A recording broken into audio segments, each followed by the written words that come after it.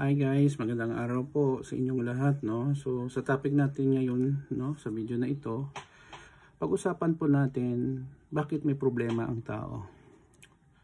Very common na tanong, pero I will try my best to answer that, no, based on my personal understanding and experience in life.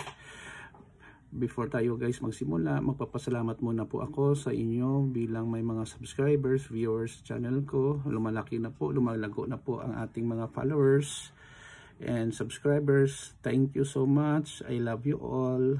So kung bago lang kayo sa channel ko at gusto nyo ang video na ito, paki-like lang po, share, and huwag kalimutang mag-subscribe.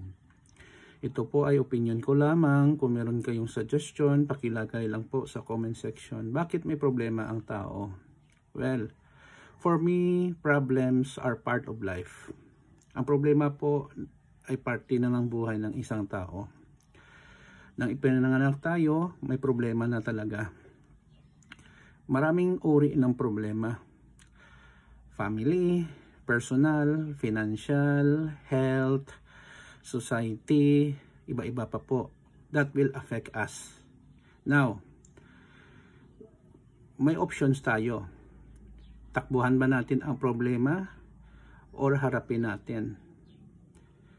Normally guys, para tayo makasurvive sa mundo ito, dapat harapin natin ang problema, kag-isolve natin ang problema. May mga problema guys na hindi masosolve, pabayaan mo na, kusan yan masosolve. Can you imagine kung wala tayong problema, napaka-boring ng buhay ng tao? Bakit? Nasasabi ko yan. Kasi wala kang sinusolve na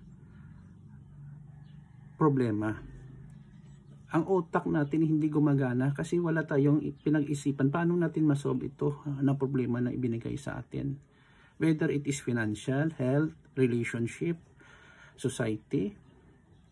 So for example, ang health natin, nagkakasakit tayo, paano natin masolve to? Mapatingin sa doktor, take ng medicine, kumain ng tama, exercise. Okay? So, yun po ang mga suggestion kung sa health natin. Kung pera, magtrabaho tayo, mag-invest, magnegosyo, mag-ipon, etc. So, having that, we appreciate life kung may problema tayo. Kasi, ang life natin dito sa mundo, guys, number one is very short. Seldom ka lang makakita ng tao makaabot pa ng 80 or 100. Sa ngayon, no, sa fast pace ng buhay natin, pollution, pagkain, stress, etc. We appreciate life because life is full of challenges. Okay? So, wag po natin isipin na ang problema ay pahirap lang palagi sa atin. It is an opportunity for us to grow, to mature, to become, think, how to become a better person. Iba kasi ang problema ng ibang tao, iba-iba tayo ng perception. I'm not a psychologist, no? Hindi nila makaya ang problema. So, anong ginagawa nila? Nagda-drugs. I'm not blaming them, kasi ganun ang gusto nila sa buhay. May free will naman, nagsusuicide. Life is beautiful kung alam natin. Pasensya na po, no? So, ganun lang po.